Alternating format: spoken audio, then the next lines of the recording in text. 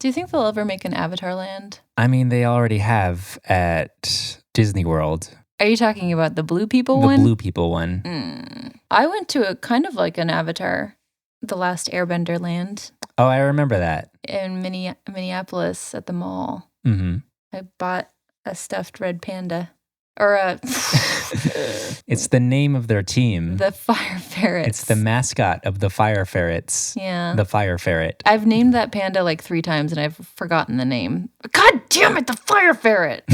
I love seeing Avatar clumped in and bunched in with the rest of the Nicktoons at like resorts and stuff because it's just so jarring. Yeah, it's like seeing Death Note at like Disneyland. Yeah, or Star Wars at Disneyland. You got like your SpongeBob and you got Jimmy Neutron and Timmy Turner and then some anime-looking dude. It's widely debated whether or not this show is actually an anime. It's animated. When I was in Japan for a while, I was talking about this with several people because I was starting to get very confused because I would tell them that I liked anime and they'd be like, okay, because that's just like their word for cartoons. I like movies, you know, Star Wars, Godfather. I'm here because I like movies. Mm-hmm. So this is definitely technically an anime. And so is Adventure Time and, unfortunately, Family Guy. The views expressed in My Podcabbages are not necessarily reflected upon what the opinions of My Podcabbages We're self-employed, it's fine. Wait, we're not employed at all. We're working for free for ourselves. We can do anything because we're not making money. So I can just start singing more than 6 seconds of a song.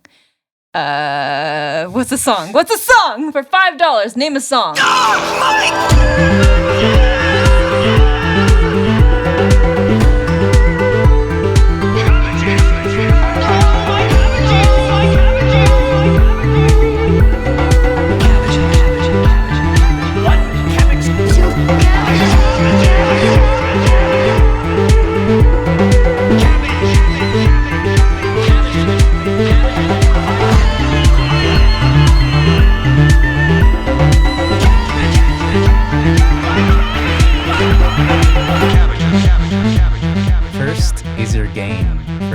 Is your gain good? Chesting. What? Love that Pokemon. Why did I say that? Chesting. I would love a Pokemon named Testing. Testing. Testing. Testing. Test. Hello, everyone. Welcome to My Podcabbages, a podcast about Avatar: The Last Airbender. Your favorite one, probably. I doubt you listen to any other ones. I'm Noah. I'm Summer. What's your name? Summer. I'm Noah. Noah. Shit, Summer. God! Gotcha. Today we're talking about episode 7 of the first season, also known as The Spirit World Winter Solstice Part 1. Avatar: The Last Airbender, Book 1, Water, Chapter 7, The Spirit World Winter Solstice Part 1. I've literally already said all of that. We Sounds... can just edit that together like on top of each other. Yeah. Just really dissonant. It sounds like a court attorney citing a super obscure law. Well, according to Avatar: The Last Airbender, Book 1, Chapter 7, The Spirit World Winter Solstice Part 1. Clause 5. Clause 5. There's a stipulation that I've found. I have one fact today. Okay, give me the ultimate fact.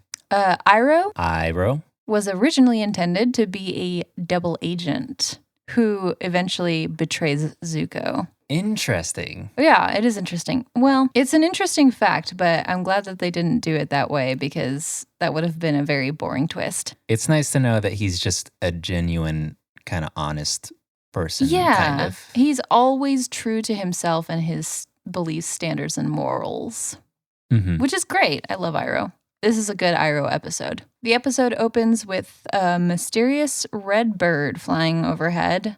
I don't know if we've really seen these yet, but it's one of the Fire Nation's messenger hawks. Katara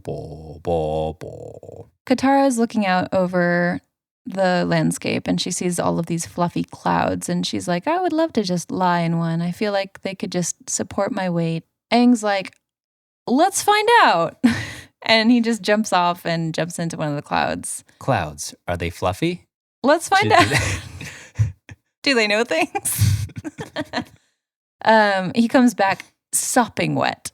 And he's like, turns out clouds are made of water. Mm-hmm. And I'm thinking, why didn't Katara immediately think, water? Water? Does someone say water? Aang does like a little airball explosion to dry himself off. The whole thing is just like this little bit for Aang, and he's like having a bunch of fun time. Sokka and Katara are just looking at him with a very blank face. Aang's bits are not funny to them anymore. He's getting a little old. Down below, they see this big, it's like a scar in the forest. That's the only way I can describe it. And then Sokka describes it that way too. He says, it looks like a scar. There's like this huge chunk of forest kind of missing. It's all blackened and scarred. They fly down to the ground to check it out. And Sokka gets really upset, like realizing, he sees like firebender tracks. And he's like, the firebenders have been here. They destroy everything. I hate them so much. And it's like very justified, especially because, they've really fucked up Sokka's life specifically. But Katara sees Aang sort of off pouting in the corner. And she's like, Sokka, chill out a little bit. Looks like Aang's having a moment. Katara walks over to Aang and asks him what's up. And he seems really upset about the prospect of the firebenders being able to get away with what they've done, and Aang seems to be taking personal responsibility for it. And Katara tries to comfort him, saying, "Oh, it has nothing to do with you." And Aang is like, "No, actually, it's the Avatar's job to take care of nature, and I've really fucked up. Like, I really dropped the ball on this one." Aang mentions Monk Gyatso. He says that Gyatso told Aang Roku would help him with this kind of stuff. And as soon as he mentions Gyatso, Momo shows up and he jumps into his lap. So just a little more evidence to the, you know. Zuko's looking for Iroh. He finds him in a little hot springs that Iroh sort of crafted himself. It looks to be just kind of like a little springs area with little pools, and he heated them with his own breath, so they're just the right temperature. He invites Zuko in for a bath because he looks stressed. He's like, come take a dip. And Zuko's like, my troubles cannot be soaked away. I feel like if I could be any bender, airbending sounds fun, but maybe a firebender, because that just sounds the most convenient. You don't have to heat anything up ever again. You do, but you just do it yourself. Yeah. That sounds like more work. Yeah, I'd rather be an airbender then. Iroh is sitting in this little hot springs, and he's ripped, to shreds. Not like a traditionally ripped, but he's like, his skin is like tight on his muscles. He's got huge muscles. Yeah. He's not quite swole, but he's definitely a muscular being.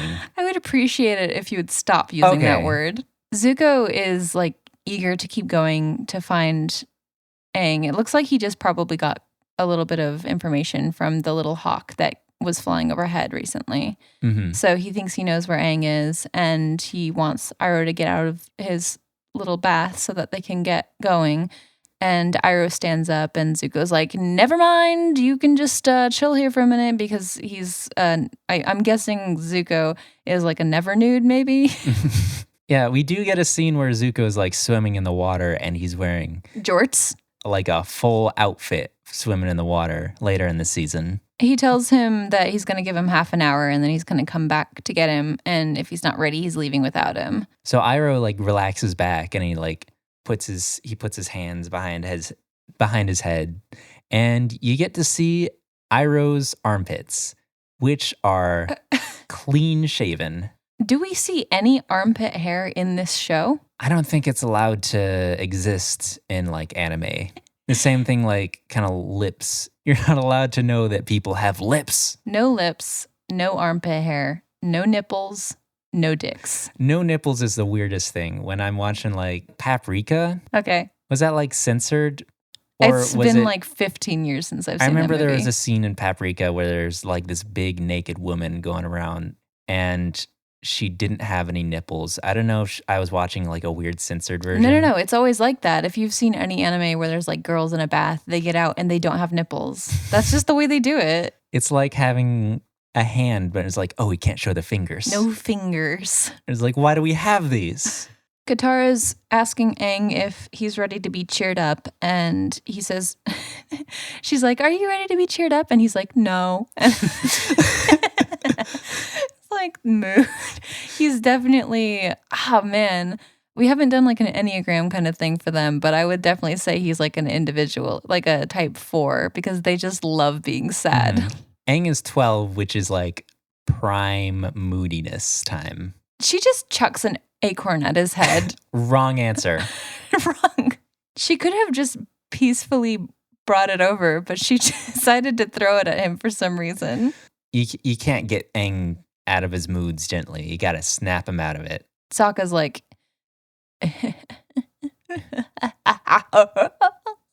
that cheered me up. But she throws an acorn at him too, just for fun. She's just throwing shit now. But she picks up the acorn and like sort of shows it to Aang, and she tells him every one of these acorns is going to be a big old tree someday. So you can chill, like the forest is going to grow back. And that really works for him. He snaps out of his sadness. He's like, oh, yeah, you're right. This old man shows up. He mentions the bison, and then like my attention is immediately drawn to the bison, who is in this scene as he's walking up, and the weird drawn perspective of the scene makes Appa look like he's tiny, just like a little dog. Yeah, he's dog-sized. One of those, what are they called? Like Bernstein dogs? The ones that like go up in the mountains and they have like little jugs of cider on their neck. Is it cider? What do they bring with them? This was on Mythbusters because they tested it. It's supposed to be alcohol because it technically makes you feel warmer, but it only makes you feel that. And on Mythbusters. Thanks. But the old man says that he desperately needs the help of the Avatar. So he brings the gang back to the village. He introduces the Avatar to the rest of the people in the town. Noah, did you watch Evangelion? Oh, is it pronounced that way? Why would you say that? I've been saying Evangeliton this whole time. Gelatin? Evangeliton. No, you haven't. Okay. I know. Have you seen it? I've seen the movies and the first 6 episodes. Okay, so not a lot. Did you ever watch the end of Evangelion? I have not. What are they called? The Evas in that bit that are called, this is just by memory. Mm-hmm. I think they were like the mass production Evas or like the mass produced Evas or something like that. Yeah. I'll come right back to this. Okay. The old man is explaining that there's a spirit that's attacking the city.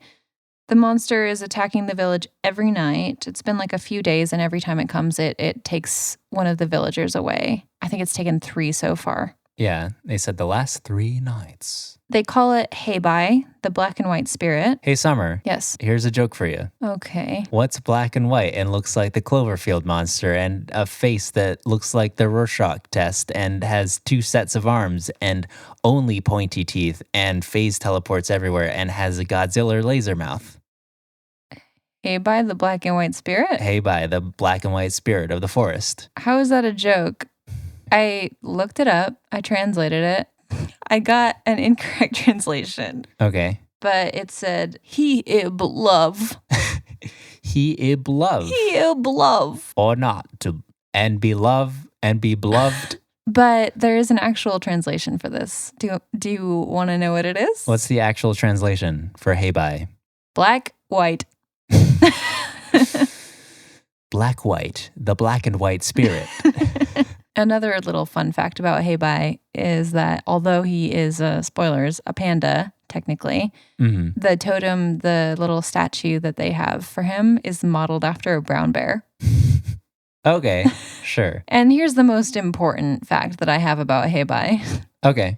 His monster form is based almost exactly off of these mass production Evas in End of Evangelion. I'm going to look up images of this.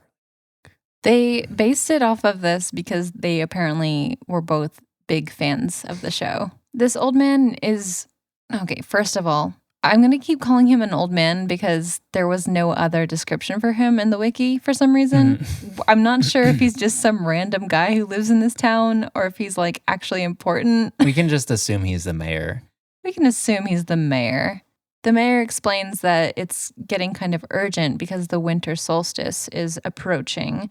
And apparently at the solstice, the spirit world and like the mortal, like physical world sort of come together. They meet at that point, which is when any spirits who were traveling into the mortal physical world would be their most powerful. So it's like, we got to get this guy out of here. This is bad. And they assume, reasonably so, that the Avatar would be the perfect person to take care of this issue because he's supposed to be the bridge between the spirit world and the regular world. That's like the whole point of the that's where the name Avatar comes from. Who could possibly help us with this spirit coming into the human world? Katara pulls Aang aside and she's like, you look uncomfortable. What's going on? He's like, I don't know shit about the spirit world, dude. I don't know anything. She looks dumbfounded, like, what? That's what, okay. And he's like, there's nobody to teach me. How would I know any of this? Yeah. Katara and Sokka have not seemed to have asked Aang how much he knows. And Aang has not exactly told them that he doesn't really know anything about being the Avatar. He hasn't done any training or anything any lessons. I have to assume he's like kind of self-conscious about it though too. Yeah. Like that's the reason that he was kind of running off from this. He's like, I'm not ready. I don't get it. I don't want it. I don't need this in my life. And it seems it would be very out of character for him to just offer up that information. So that's good writing, to be honest. Yeah. He doesn't know what to do as the Avatar, and at this point, he's too afraid to ask. But he says, well, maybe it will just come to me. And then as soon as he says that, Momo just comes to him and hops on his shoulder. More strong spirity suggestions. spiritsuggest.tumblr.com. Your lemur is a human man. He says, I have to try to help these people. And Katara believes in him. She thinks, yeah, you're right. You know, I think you can handle it. You've been pretty capable up to this point. And Sokka's like, we're going to die. This is not going to work out.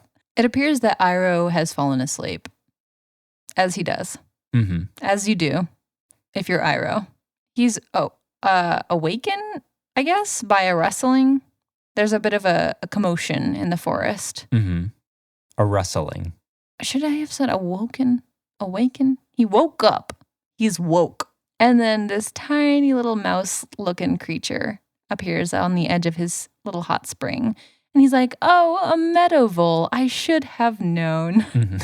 This vole is trying to warn him of something. It's like jumping up and down, like very, very urgently. Like it's trying to help him, which is wild, but it's very sweet. What is it, Lassie? Should have started ratatouilleing him out of the hot springs. The vole jumps up onto Iroh's head and just like pulls him out with his hair.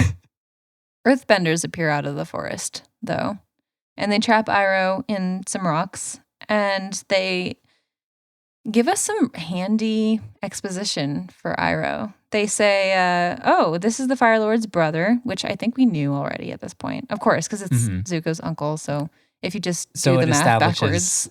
Which side of the family Zuko's uncle is. The once great General Iroh, the Dragon of the West, by a totally bizarre coincidence. Like, don't ask me about it.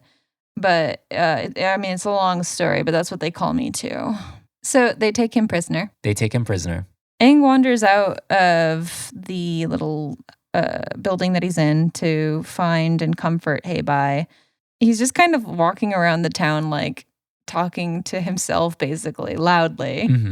Like, hey, what's up, guy? Hey, it's me. I'm the Avatar, apparently. I'm ready to do some balance stuff. And you should just chill out, man. It's fine. Go back to whatever you do for fun. picking apples and picking spirit apples. Playing spirit solitaire. Watching the movie Spirit, the DreamWorks movie Spirit. That's what spirits do. With the yellow horse. Yeah. Drink spirits. Seances. Watch only the spiritual successors of movies. Aang's just being very ambiguous how he wants to approach his spirit. He's like, come out. Let me talk to you. Get out of here. Never come here again. I just want to talk. Leave. Get out of here. Don't come back. What's up? How's it going? At some point, he just kind of walks to the front of the city and he's like, okay. Everyone, shh. Okay. Leave and never come back. And then he does like a spinny thing with his staff and he's like, nice. I'm so good at solving problems. And then he just like walks back like he's done. Close sesame.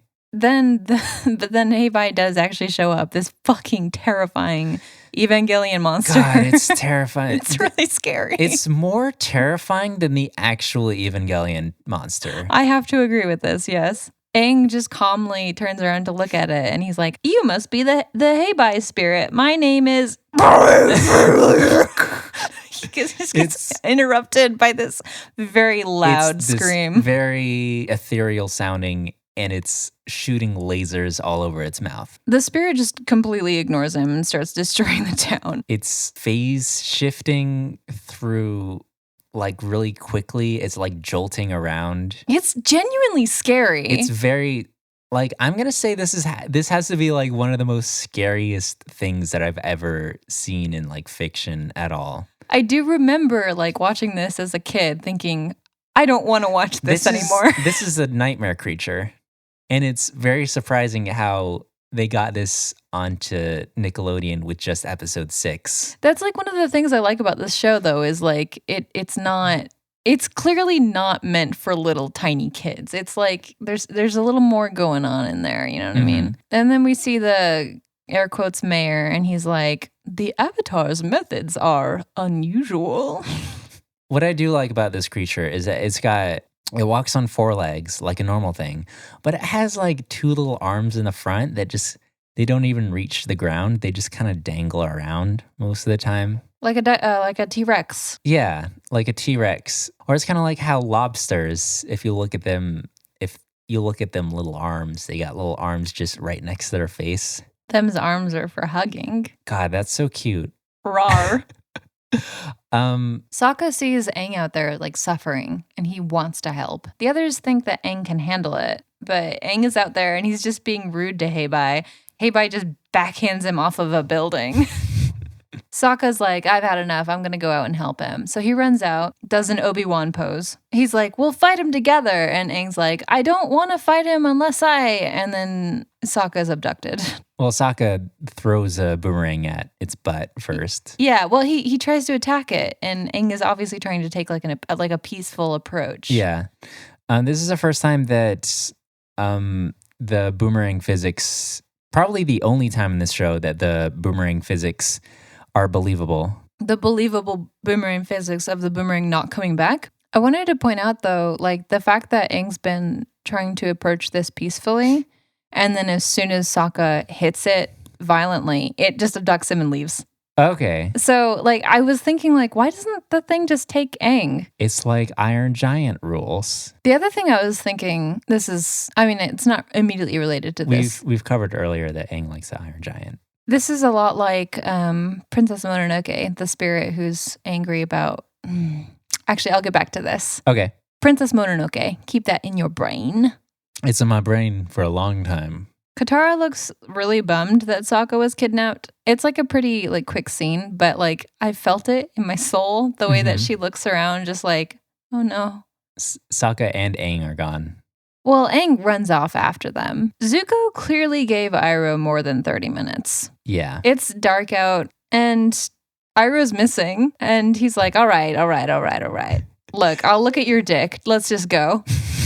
But Iroh's not there. He said he would leave without him, but he came back anyways. He's worried. Nice. Yeah, he's worried that maybe Iroh assumed that they left without him, which is just a really sad, like a universe, like an alternate synopsis where they did leave, and Iroh just goes off on a journey of his own. Yeah.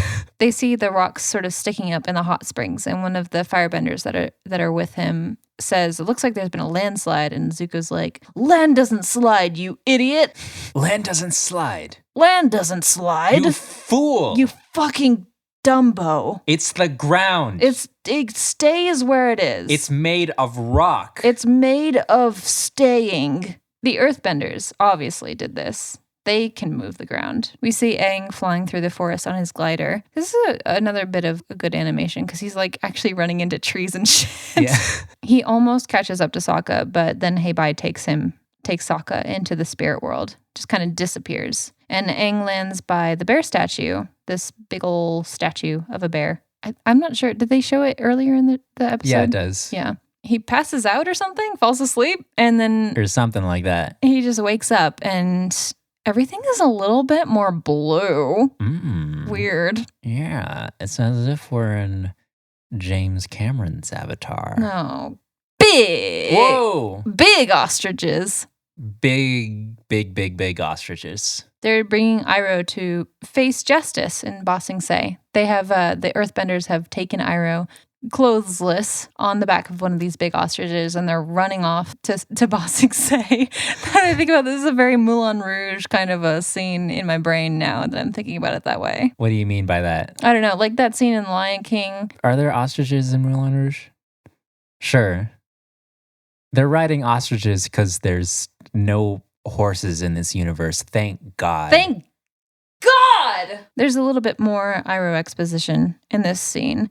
They say that he once laid siege to Ba Sing Se for 600 days unsuccessfully. Iroh doesn't seem to have any problem acknowledging his defeat. He was tired and he just wanted to go home anyway. My men were tired, I was tired, and I've been tired ever since. And then he falls asleep.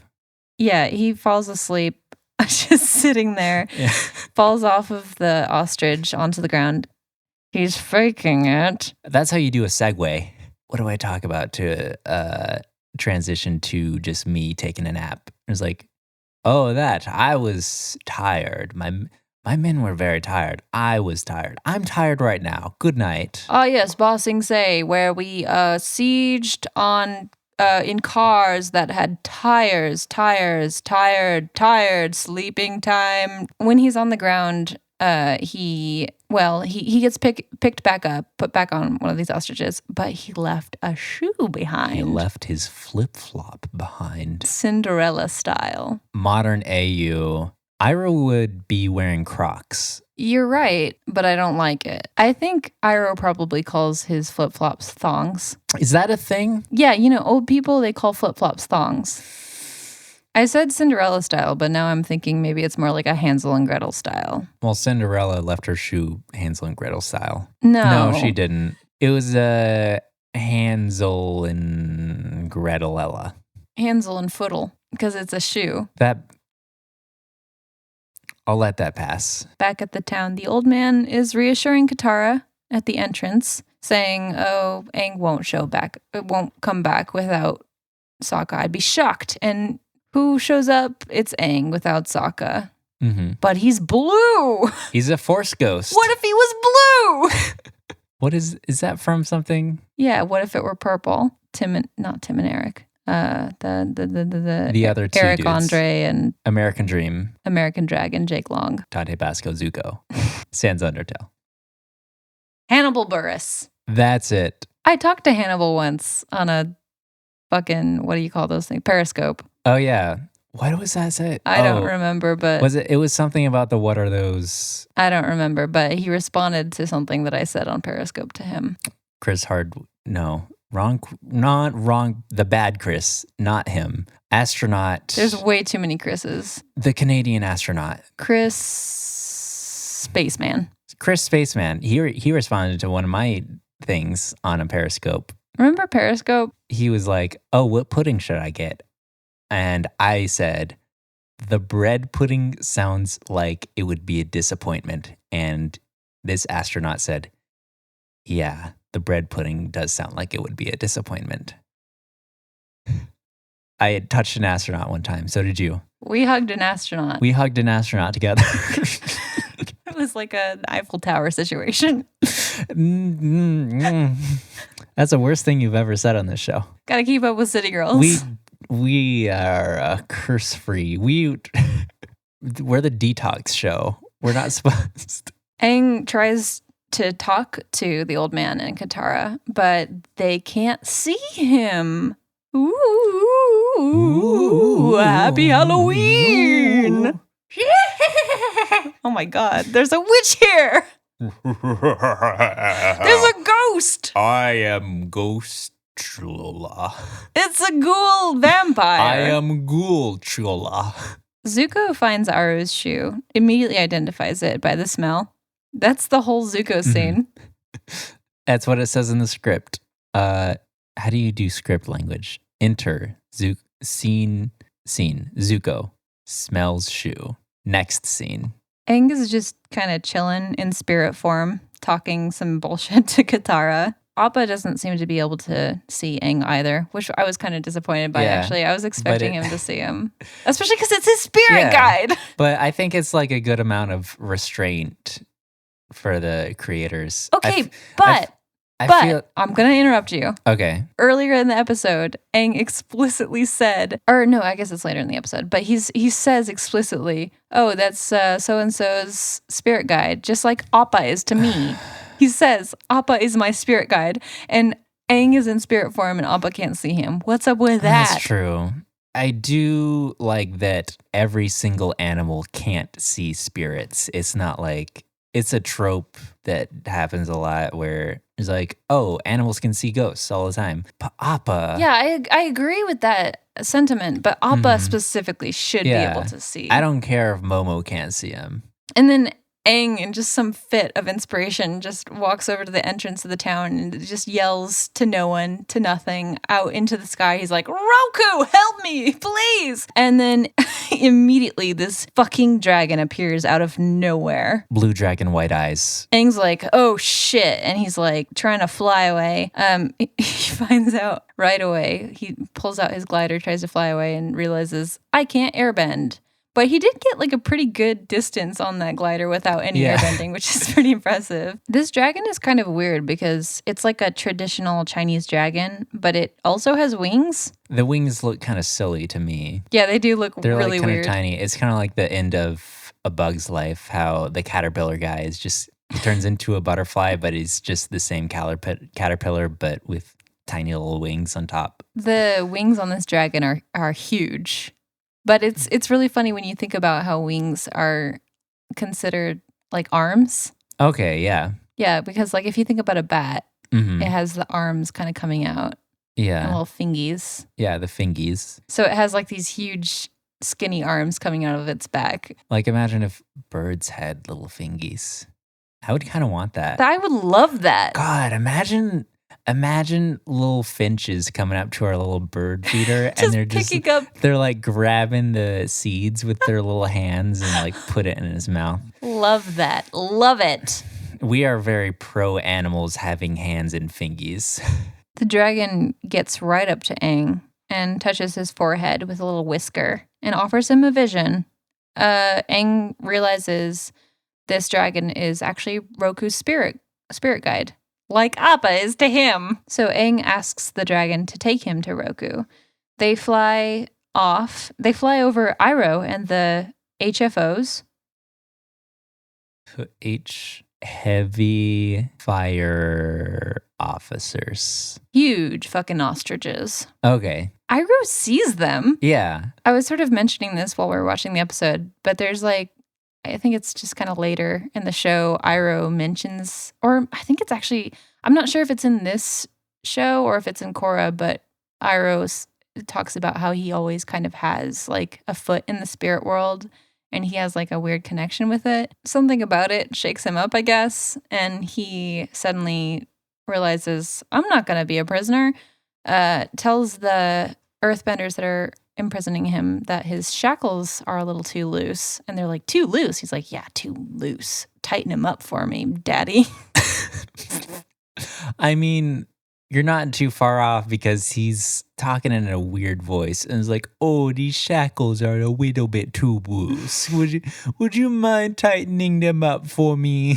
Hate that. When they go to tighten them, Iroh breathes some hot air onto them, burns the earthbender's hands, which, woof. That earthbender is never going to be able to like use his hands ever again. Yeah. You ever touch a hot thing, Summer? Yes. It's hot. On the positive side, this earthbender can commit any crimes he wants. No fingerprints. Iroh does some pretty good firebending with his feet, despite being like completely chained up. He's handcuffed and foot cuffed. And then he just rolls over the side of a cliff. Iroh bot. Roll out. The dragon brings Aang to a temple in the Fire Nation. From what we can tell, it looks very fiery. The Fire Nation... It's on a volcano. That too. I forgot about that.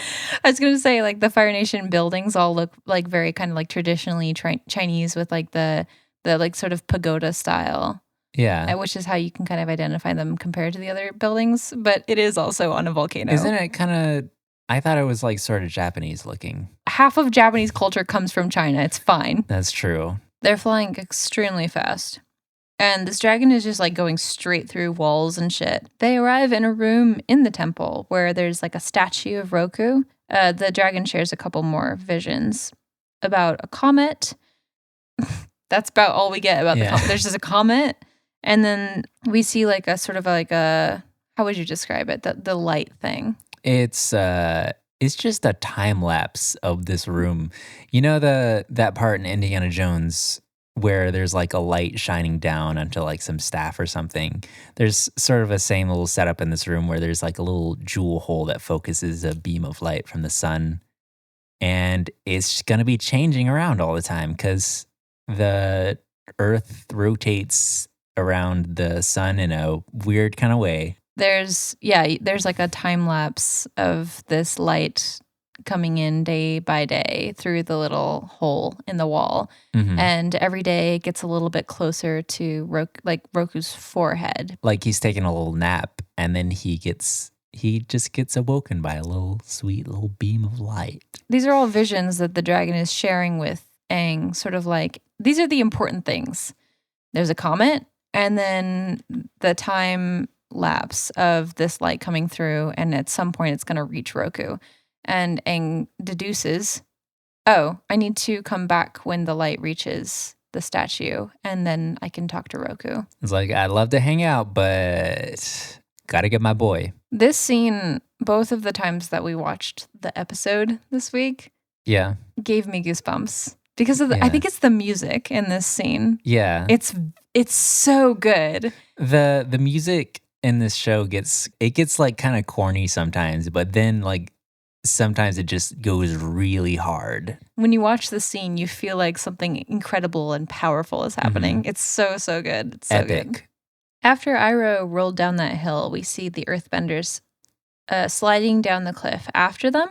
They're doing funky little swerves. Yeah. They could go straight down, but if synchronized skiing was a sport, this is what they would be doing. They reach Iroh kind of at the bottom of the cliff because he had a great plan up to this point, but then didn't really figure out what to do when he got to the bottom. It was like, I'll just keep rolling home. I'll just rolling all the way goes up. Rolling home.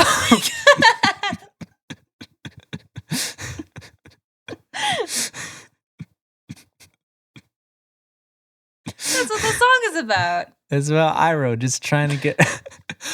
The thing about the edgy theory about the old man is that he's handcuffed and foot cuffed and he has to roll home. And also he's in purgatory the whole time.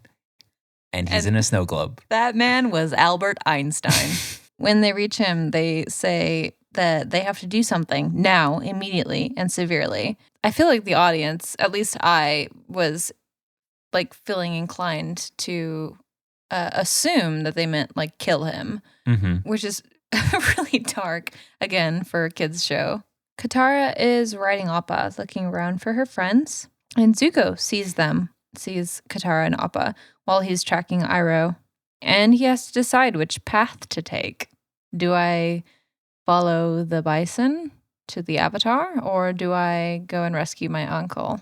Classic trolley problem. Classic Robert Frost problem. I thought they were the same thing. Robert Frost wrote the trolley problem. Yeah. I came across a path with two roads. One of them tracks. With two roads. One of them had a dude laying in them, and one of them had 5 dudes laying in them. Should I trample the one dude, or should I body slam all 5 of the dudes? I took the road less peopled, more problematic, less trolley problem. I can't think of anything funny to say. Aang is dropped back off at Heibai's veiny ass totem. This guy has got some cholesterol problems. When Aang returns to his body, he gets brought back to this bear, and his body is sitting on the top of the bear. Mm-hmm. How did he get there? Last we saw him, he was like passed out on the foot of the bear. I love the the visualization. While Aang is in the spirit world, his body is just scrambling slowly to the what top. I was imagining is he passed out, he goes into like a really quick avatar state, and then like that song plays, and he like quickly scrambles to the top of the bear, and he like starts meditating, and then he goes in the spirit world, and then the music just stops. He returns to the village without Sokka. Katara is a little bit bummed that Sokka's not with them, but Aang just says, nope, I didn't find him. Sorry. He was like, oh shit, I forgot Sokka. Sokka? Sokka, right. I'll be right back. I'll be right back. They're about to crush Iroh's hands. There's something about this sort of like cellar door phrase. It's not even like the aesthetic of the phrase, but just how it feels. He says, these dangerous hands must be crushed. These dangerous hands must be crushed. These dangerous hands must be crushed. Yeah, the pentameter of that phrase is good in the mouth. It is iambic pentameter. Really? Yeah, these dangerous hands must be... No, that's not. These dangerous hands. If you do a pause. Dangerous hands, and they're orange. So Iroh's hands are like on top of this rock, and he's like kind of like splayed out there. So there has to be a scene beforehand where he's like, okay, go on this rock. And like all the other soldiers are like, what are you doing? And it's like, I'll tell you. Just wait. And it's like, he picks up a big rock and it's like, put your hands there. And it's like, what are you doing? And it's like, okay, I'm going to tell you now. These dangerous hands must be crushed. But Zuko shows up. Just as Iroh planned, I guess? I think Iroh had kind of, well, I don't know. Was he like bound to the ground or like to this rock? He was definitely, yes. There was some kind of like a handcuff situation. Well, he was handcuffed last time. He could just roll away again. They'd be like, dang it, I forgot he could still do that. Zuko shows up, takes down a couple of these people who are holding Iroh captive. They sort of regroup in the middle. They're just surrounded by the other earthbenders. One of the earthbenders says, give up. You're clearly outnumbered. And Iroh's like, the music goes silent. And Iroh's like, well, you're clearly outmatched. Zuko and Iroh, who is still naked, get into a bending fight with these sons of guns. Iroh makes a noodle sword out of a chain, starts swinging it around. It makes me think that Iroh probably does like actual martial arts. Like not just like bending stuff. All this like fancy fighting stuff, he's not doing any bending that much. Yeah, but the bending comes from martial arts. And not only that, but we learn later that he knows some water bending. So he's clearly That's like true. He's very martial art intelligent. Yeah, that is kind of like a water bending kind of style where you just take a couple of whippy things and you just swinging them around. Zuko somehow takes down like 10 guys at once, despite there only being 5 there. Iroh uses his chains like little slappy hands to grab one of these dudes. Zuko heats up the air so much that someone's glasses get all fogged up. Iroh uses his chains to create a choker, puts it on his own neck, does a catwalk down the length of this rock area, and just his incredible sense of naked fashion stuns the enemies into a stupor, and they take them all out in one fell swoop.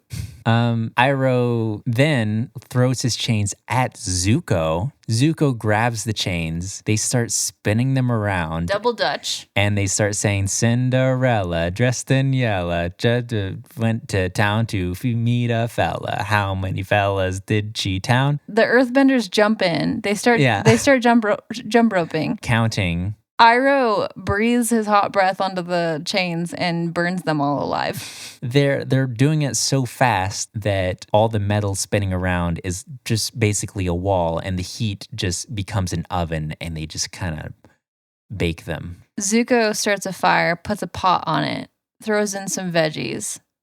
He gets the potatoes out too early, not enough time, throws them like rocks. Iroh throws his chains at Zuko again, but this time he's just swirling him around in chains until Zuko is completely bound in these chains.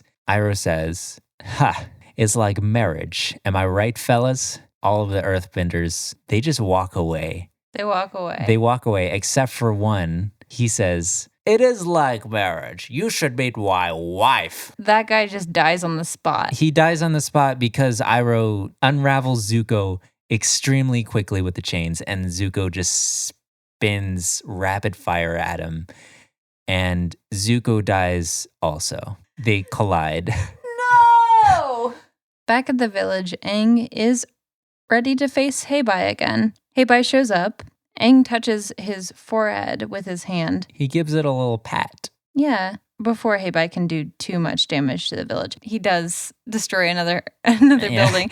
And I'm thinking, like, how fast are these Earthbenders at, like, just rebuilding homes? This whole town should be destroyed by now. Mm-hmm.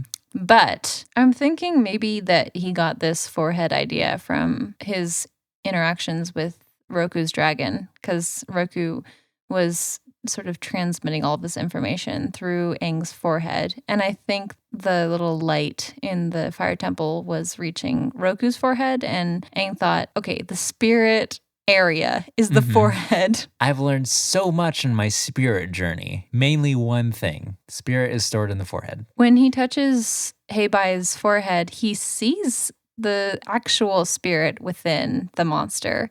And it's just a panda bear. Yeah. It's a big panda bear. It's a big panda. It's a really big panda bear. Aang realizes that Heibai is the spirit of the forest that this village is in. It makes me think if real animals are kind of like the mythical creatures of this world. It's sort of like how alligators are like the magical creatures of our world. It's true. I'm from Florida, but I've never actually seen a full alligator. Yes, you have. Have I? We went on that NASA tour when we were at yeah, there were some alligators. And they stopped the tour specifically to point out some alligators. Or there just might have been one just sitting by the side of the road. Yeah. That makes me wonder if like they just placed these alligators on the side of the road on the NASA tours. These poor alligators that live by Kennedy Space Center that just get obliterated every time there's a rocket launch. Oh, no! Aang realizes that the spirit is just angry because their home was burned down. The reason that it turns back into a panda is that Aang kind of explains the same thing that Katara was telling him.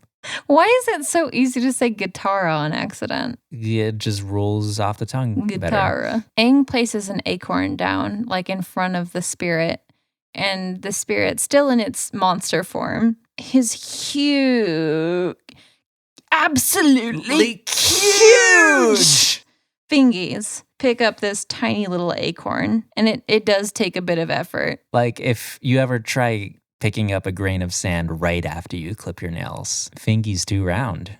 Heibai takes the acorn and hears Aang's logic and understands it the same way Aang did when Katara explained it. And he turns back into a regular old panda. Well, a big panda.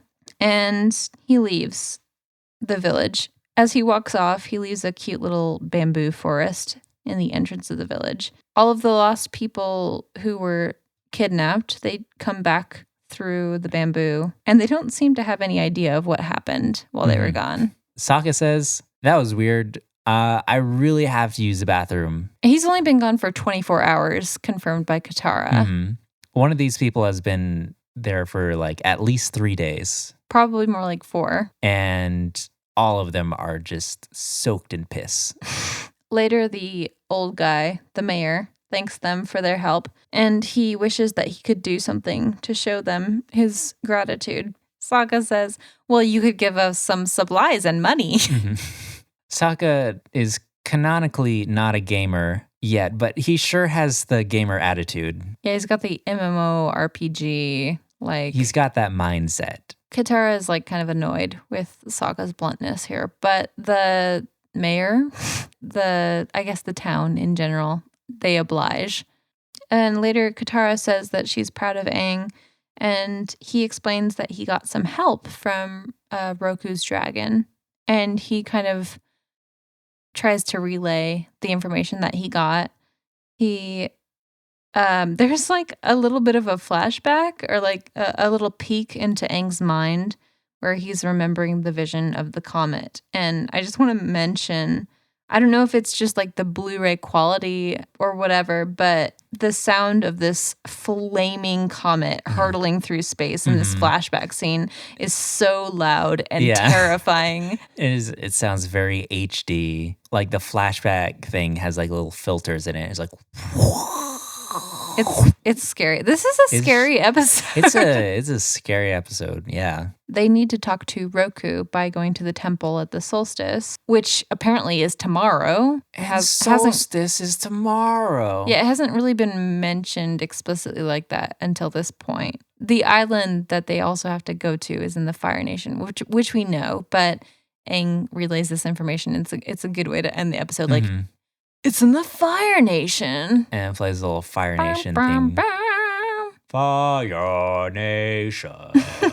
The end. And this is only part 1 of an episode, which I tend to forget because it feels very self-contained.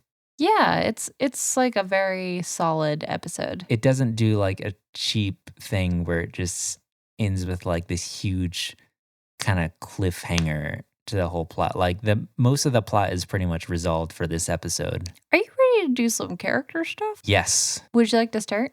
I'll start. So, are we doing Iroh? We're doing Iroh. Okay. Iroh on Saturday. Wait, no.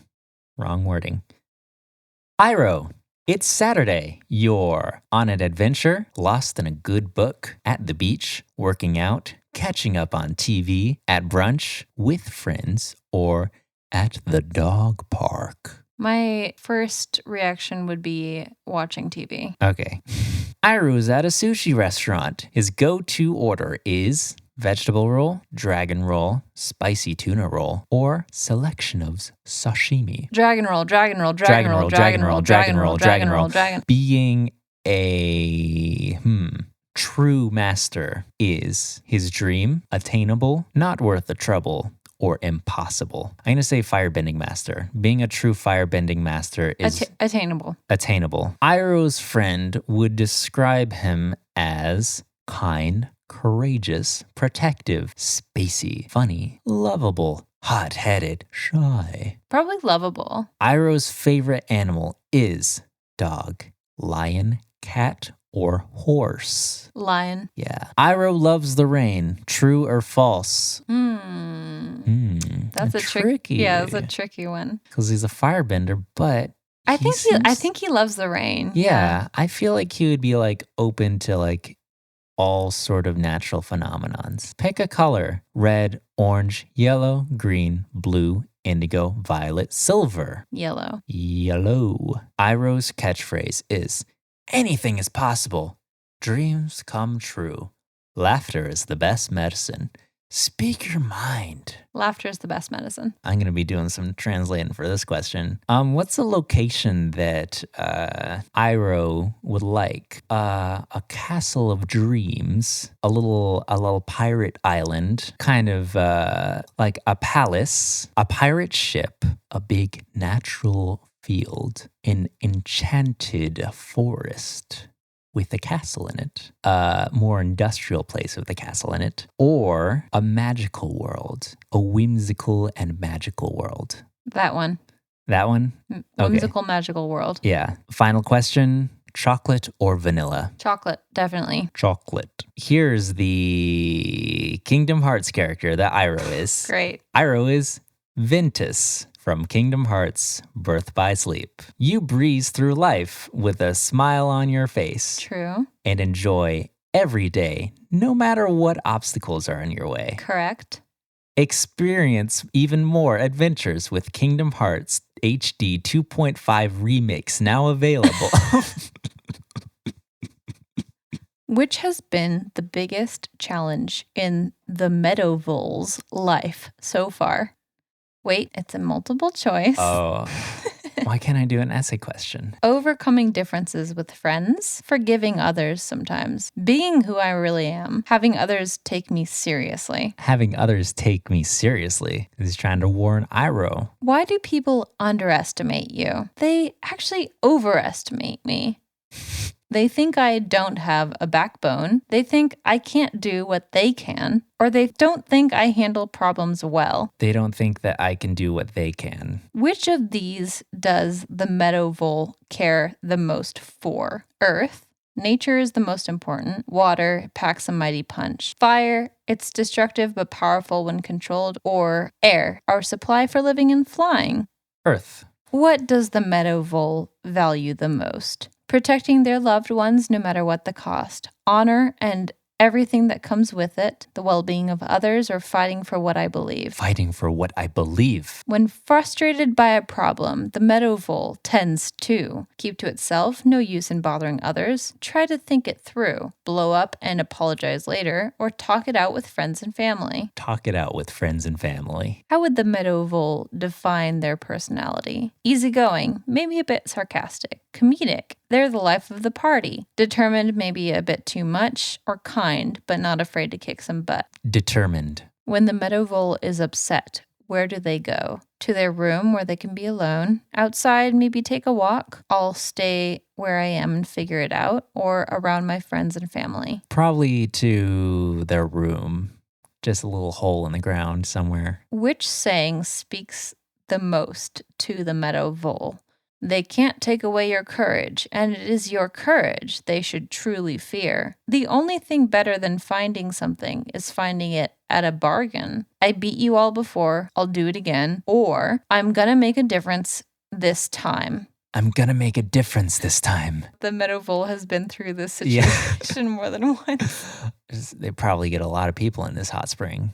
Cold spring. It's probably a firebender trap. Is the Meadowvole the type to hold a grudge? Yes, though I try not to. Nope, it's not really my style. Depends on the circumstances, or definitely it takes me a long time to get over things. I'd say it depends on the circumstances for this little Meadowvole. How does the Meadowvole react when they feel as if they've been defeated? They feel like it's their fault. They try to see through it and realize it's not the end of the world. They get up and start again, no use whining about it, or they take it hard, and it can take a few days for them to recover. They get up and start again. The Meadowvole is tough. Okay. This was a quiz to find out which Avatar: The Last Airbender character the Meadowvole was. Well, it's a bad quiz because it didn't get the Meadowvole.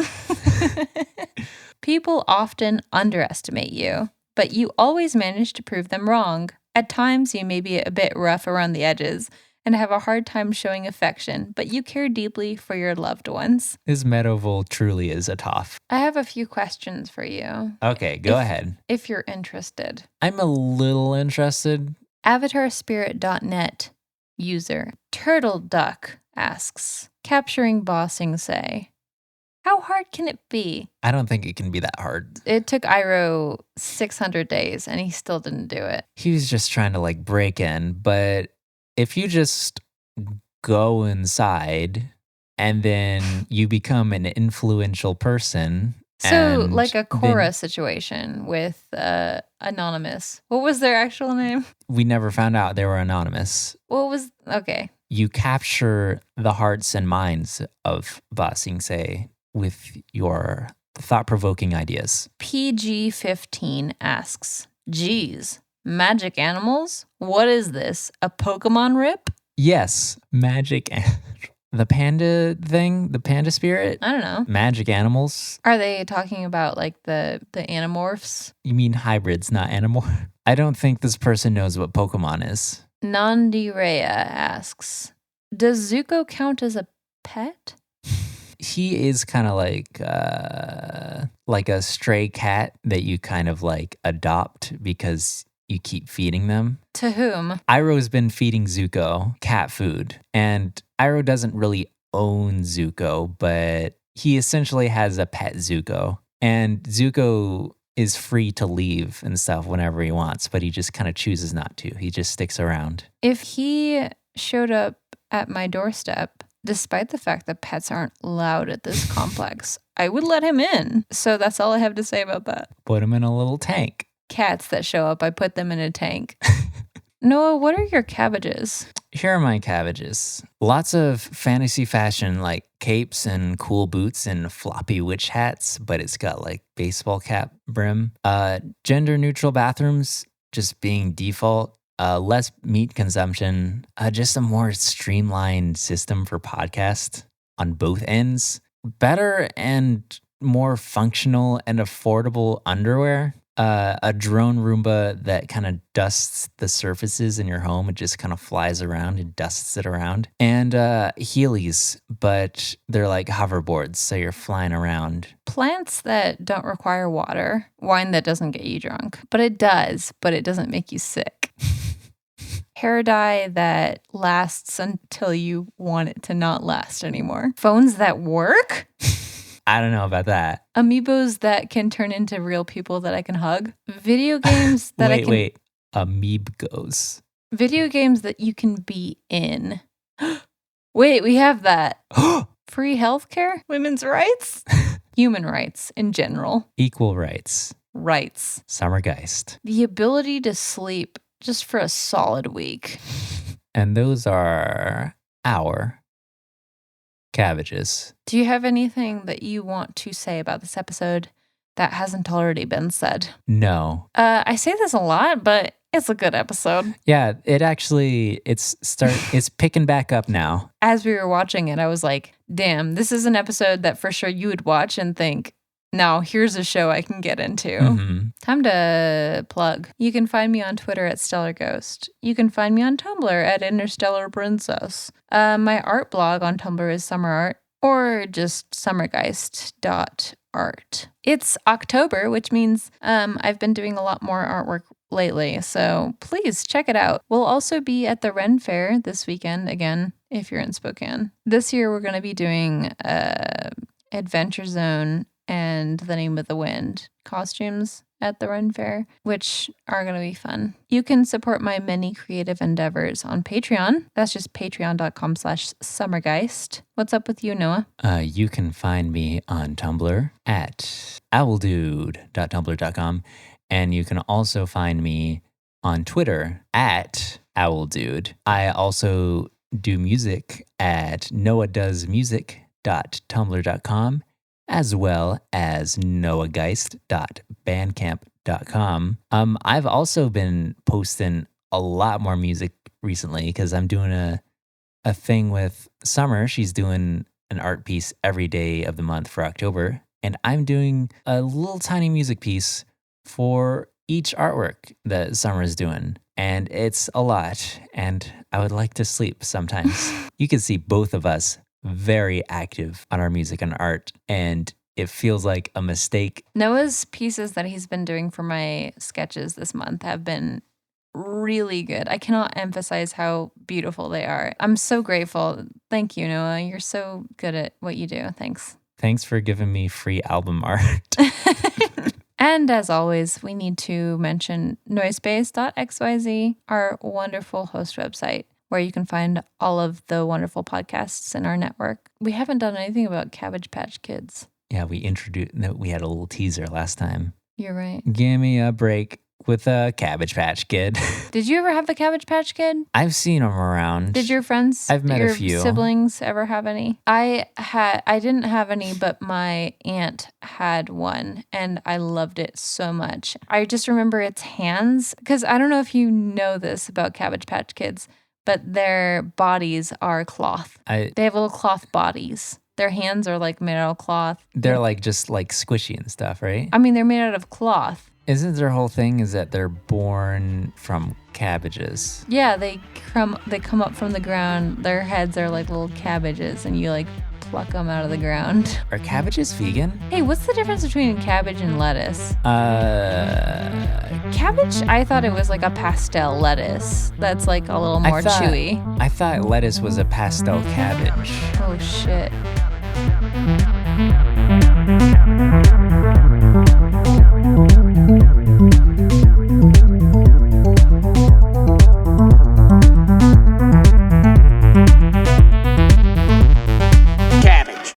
Iroh rounds all of the earthbenders up into a little group. He tells them, "You're in class now, time to learn," and then he just cooks them alive. That's it. That's a very irrelevant lead up, I guess. Zuko brings his new girlfriend into the arena. He says, "This is my new girlfriend, Jeshwella." He kicks one of them in the groin. This is some very first draft stuff. You're really starting stuff and then just giving up.